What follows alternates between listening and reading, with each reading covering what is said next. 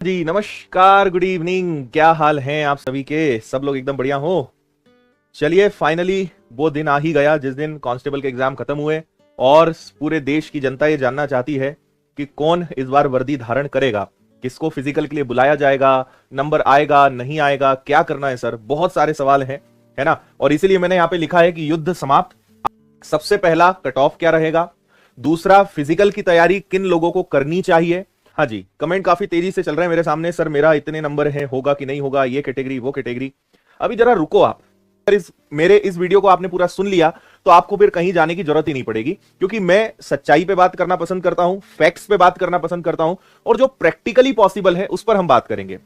मैं भी आपको कट ऑफ बताऊंगा, ठीक है, लेकिन मेरा कट ऑफ बताने का तरीका बहुत अलग होगा। आपको वैसे भी पता है कि मुझे कट ऑफ शब्द से बड़ी नफरत है, बड़ी एलर्जी है, बट स्टिल मैं आपको कट ऑफ बताऊंगा, लेकिन उसका तरीका अलग रहेगा। चलिए, तो भाई कट ऑफ के बारे में हम बात करेंगे, लेकिन थोड़ी सी फैक्ट्स की बात कर लेते हैं, है ना। थोड़ा सा कंपैरिजन कर लेते हैं। हालांकि ये चीजें आपको पता है। अगर मैं 2022 से 2023 को कंपेयर करूं, ठीक है, कई लोगों ने 2022 को आधार मान के बोल दिया कि 2023 का कट ऑफ जो है ये जाएगा। मेरे अनुमान से 2022 और 2023 को कंपेयर करना ही गलत है। क्यों गलत है? पहला, 2022 में 6000 भर्तियां निकली थी, 2023 में 7400 पद हैं, पदों की संख्या अलग अलग है। दूसरा सबसे बड़ा जो चेंज हुआ वो ये कि यहां पे फिजिकल जो है वो केवल क्वालिफाई करना था, ठीक है। और यहां आपको पता है कि अब 2023 में क्या होगा कि आपके फिजिकल के भी क्या होंगे, मार्क्स होंगे।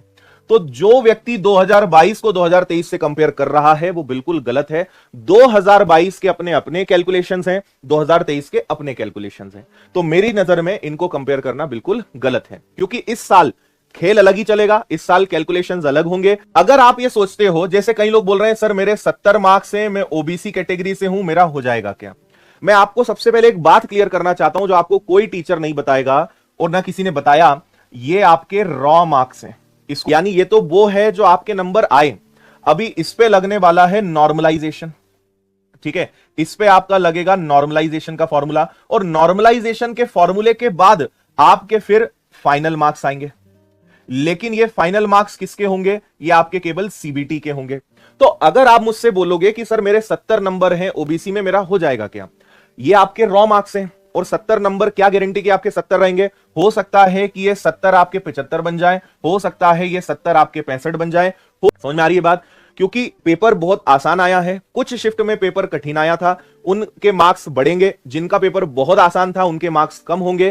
तो अभी नॉर्मलाइजेशन का गेम बचा है, ठीक है। तो नॉर्मलाइजेशन के बाद आपको पता चलेगा आपके कितने नंबर आ रहे हैं, और उसके बाद हमें यह पता चलेगा कि हमें फिजिकल के लिए बुलाया जा रहा है या नहीं, ठीक है। और फिजिकल के भी मार्क्स है, फिर इसमें आपके फिजिकल के मार्क्स जुड़ेंगे, और फिजिकल के मार्क्स जुड़ने के बाद आपकी एक टोटल लिस्ट जारी होगी, और उसमें फिर आपको फाइनली कट ऑफ पता चलेगा।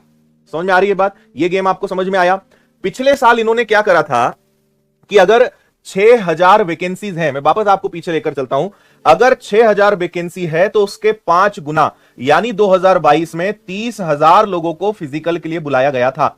इस बार अगर 7400 वैकेंसी है तो इस बार 7 गुना लोगों को वो बुलाने वाले हैं। और मैं इसको 7411 को लगभग मान लूं तो आप समझिए कि लगभग 52,000 विद्यार्थियों को इस बार मौका मिलना है। मैं लगभग बता रहा हूं भाई, अप्रोक्सीमेटली बता रहा हूं।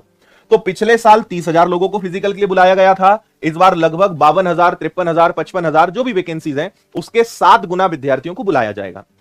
अब पिछले साल समस्या क्या थी? पिछले साल समस्या यह थी कि आपके पास मार्क्स होने चाहिए, फिजिकल क्वालिफाइंग है, तो कट ऑफ हाई गया था। अगर 2022 से कंपेयर करोगे तो 2022 का कट ऑफ हाई था, लेकिन 2023 का कट ऑफ 2022 के कट ऑफ की तुलना में कम जाएगा। क्यों? क्योंकि वैकेंसीज ज्यादा है, 7 गुना लोगों को बुलाना है ना, और फिजिकल के मार्क्स जुड़ने हैं। तो पिछले साल के कट ऑफ से हम इस साल के कट ऑफ को कंपेयर नहीं कर सकते, क्योंकि कंडीशंस पूरी चेंज हो गई है ना। दूसरी, मैं आपको यह बता रहा था कि एक लैब में अगर मान लीजिए 70 लोग हैं, 70 लोग एग्जाम दे रहे हैं, मुश्किल से 10 से 15 लोग हैं जिनके नंबर 55, 60, 65, 70, 75 आ रहे हैं, बाकी सबके नंबर इतने बेकार आए हैं कि बता नहीं सकते, है ना। तो कट ऑफ हाई जाने के चांसेस बहुत बहुत ज्यादा कम है। तो आपको एक बात समझना पड़ेगा कि कंपटीशन बहुत कम लोगों में है, सीरियस लोग बहुत कम है, पढ़ने वाले लोग बहुत कम थे। फॉर्म भरने वाले 8.5 लाख विद्यार्थियों ने फॉर्म भरा था। 2022 की बात करें तो 12.5 लाख विद्यार्थियों ने फॉर्म भरा था। इस बार की अगर 2023 की बात करें तो इस बार 8.5 लाख विद्यार्थी फॉर्म भर पाए थे। ठीक है, तो आप सोचिए 12.5 लाख में से 30,000 लोगों को चुना है, 8.5 लाख में से 52,000 लोगों को चुना जाएगा। पैटर्न पूरा बदल चुका है, फिजिकल के आपके मार्क्स जुड़ेंगे। अब हम अगली बातें कर लेते हैं। मैंने आपके सामने 2 चीजें लेकर आया हूं। मैं पहले हम बात कर लेते हैं, आप चाहें तो इसका स्क्रीनशॉट ले लें। 2022 का कट ऑफ क्या गया था, मैंने व्यापम की वेबसाइट ओपन करी और उसी की पीडीएफ से यहां पे चिपका दिया है पूरा लिखकर कि क्या कट ऑफ रहा। और इस तरफ जो लिस्ट है वो ये लिस्ट है कि मेरा सजेशन क्या है, किन विद्यार्थियों को फिजिकल की तैयारी करनी चाहिए, वो सजेशन मेरा इधर है। देखिए, पिछले साल अनरिजर्व्ड ओपन का कट ऑफ 80.68 गया था। ठीक है, फीमेल का 67 गया था, ओबीसी का 77, फीमेल का 72.9, ईडब्ल्यूएस का 73, फीमेल का 0 लिखा हुआ था, शायद पद नहीं थे। एससी का 72 था, फीमेल का 66 था, एसटी का 66 था, फीमेल का 59 था। मैं आपको एक बात और बता दूं, इस साल का आप ये भी देख लीजिए कि 33% महिलाओं के लिए आरक्षित है, ये नोटिफिकेशन में डला हुआ है ना।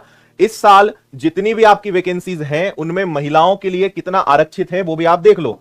अगर 7,090 वैकेंसी है तो इसमें से 1467 ये विमेन के लिए या लड़कियों के लिए, फीमेल के लिए इतना आरक्षित है। 33% जो है उनके लिए आरक्षित है ना। बाकी जीडी हो गया, फिर ओपन हो गया, एक सर्विसमैन हो गया, एजी हो गया, ये सब चीजें वहां पर रहेगी। अब बात करते हैं इस तरफ की, तो जिस चीज को आप देखना सुनना चाहते थे, इसके बाद हम एक बात और करेंगे कि आगे किसकी तैयारी करें, है ना। लेकिन अभी फिलहाल इसको समझ लेते हैं। ये मेरी नजर में है कि किन विद्यार्थियों को फिजिकल की तैयारी करनी चाहिए।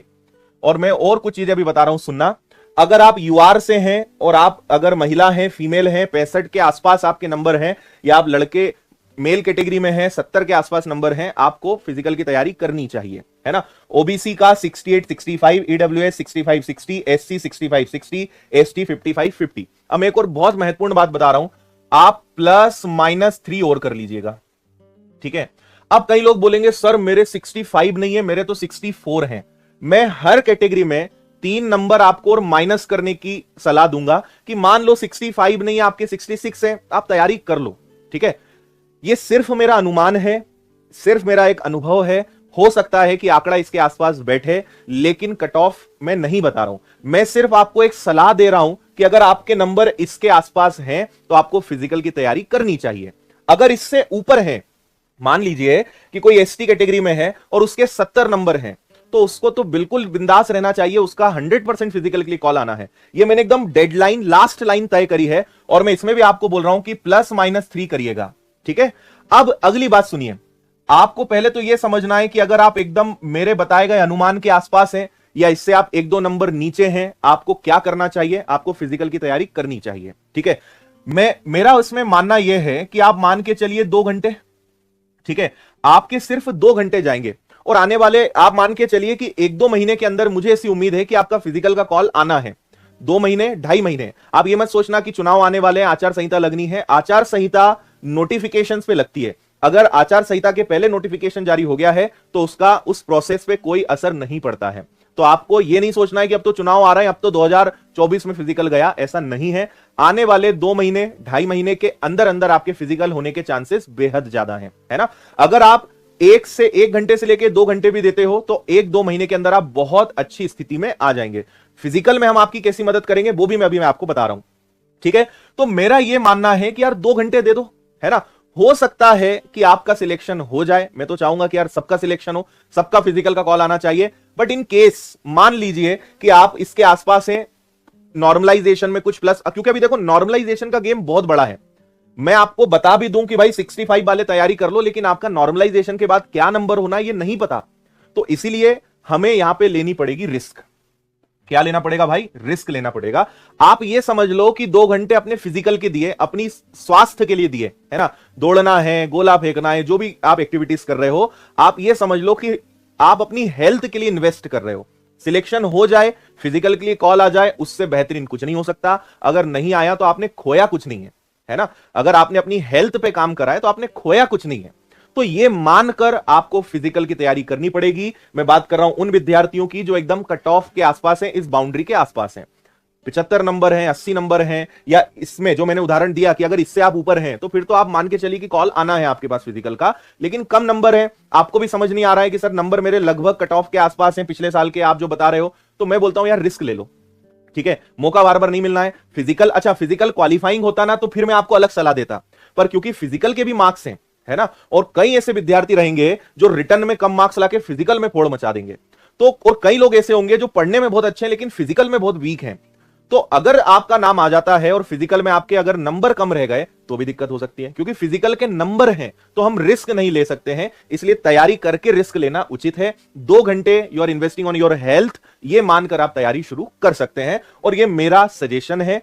आपकी इच्छा है, आपको मानना है तो आप मान सकते हैं, अदरवाइज आप खुद के लिए स्वतंत्र रूप से निर्णय लेने के लिए सक्षम हैं। ये मेरा एक व्यक्तिगत, आप समझ लीजिए कि अनुमान है या एक सलाह है। मैंने यहां पे कट ऑफ भी नहीं लिखा, मैंने कहा 2023 वालों के लिए सजेशन कि ये लोग फिजिकल की तैयारी कर सकते हैं। समझ में आ रही है बात? मैं आपको इतनी सारी बातें घुमा फिरा के और इतने सारे एंगल्स बता रहा हूं। मैं चाहता तो केवल आके बता देता भाई ये कट ऑफ जाएगा और देख लेना तुम, लेकिन कोई मतलब नहीं है छाती ठोकने का, कोई मतलब नहीं है बेवजह अपने आप को बहुत ही ज्यादा अनुभवी बताने का। और मैं तो बोल रहा हूं कि मैं तो मानता हूं कि मैं उस लायक हुई नहीं कि मैं कट ऑफ का अनुमान भी लगा सकूं, है ना। मैं बिल्कुल अपने आप को उस लायक नहीं मानता हूं कि मैं उतना भी सक्षम हूं कि मैं कट ऑफ बता सकूं, तो मैं आपको बस सलाह दे सकता हूं। ठीक है, उम्मीद है ये बात आपको समझ में आ गई होगी। तो भाई फिजिकल के लिए इस नंबर के आसपास के लोगों को तैयार रहना चाहिए। और मैंने +-3 का भी आपको बोल दिया है कि भाई अगर मान लो 50 है, किसी के 47 है, कर लो, 2 घंटे रोज दे दो, उससे ज्यादा समय मत देना। हो जाता है वेल एंड गुड, नहीं होता है कोई दिक्कत नहीं है, आपने अपनी हेल्थ पे ही काम किया है, ये मानकर चलो, है ना। ठीक है जी, मुझे लगता है कि आपको थोड़ा समझ में आ गया होगा कि मैं कट ऑफ के फेवर में क्यों नहीं होता हूं, है ना। और मैंने आपके प्रश्नों के जवाब भी दे दिए कि कट ऑफ का असली मतलब क्या होना चाहिए, कट ऑफ से हमारा मतलब क्या होना चाहिए, बहुत सारी चीजें मैंने आपको यहां पे बताई है। ठीक है, जाते जाते आप लाइक जरूर करिएगा। जो भी मैंने कहा अगर आप मुझसे सहमत हैं तो कमेंट करिएगा। आपको अगर लगा कि नहीं सर ये बात हमें नहीं अच्छी लगी या हम यहां पे आपसे सहमत नहीं है, जरूर कमेंट करिएगा, है ना। आपकी जो भी भावनाएं हैं, जो भी आपके मन में है, या जो भी मैंने कहा, आप अगर मुझसे सहमत हैं तो जरूर कमेंट करिएगा। तब भी जरूरी है कमेंट करके बताइए कि सर आपने जो बोला वो सही है। अगर आप मुझसे असहमत हैं तब भी कमेंट करके जरूर बताइएगा मुझे। इस क्लास के एंड होने के बाद, सेशन एंड होने के बाद आपके कमेंट्स का मुझे बेसब्री से इंतजार रहेगा। मैं आपसे विदा लूंगा, बहुत बहुत धन्यवाद। जय हिंद, खुश रहिए, मस्त रहिए, मुस्कुराते रहिए। ऑल द बेस्ट मेरी